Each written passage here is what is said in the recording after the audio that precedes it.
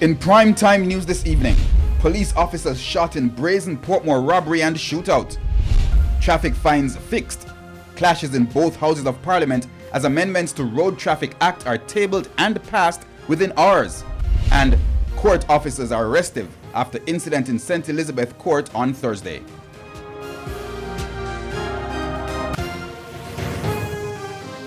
Good evening and welcome to Primetime News. We're on air and online at onespotmedia.com. I'm Janella Precious. Also this evening, the financial week, Primetime Sports commentary, E-Prime and weather. But before the break, the feedback question.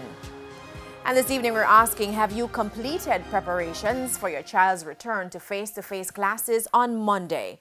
You can share comments online, facebook.com/television Jamaica, and tweet us at televisionjam1. Please stay with us. Primetime News returns after this break.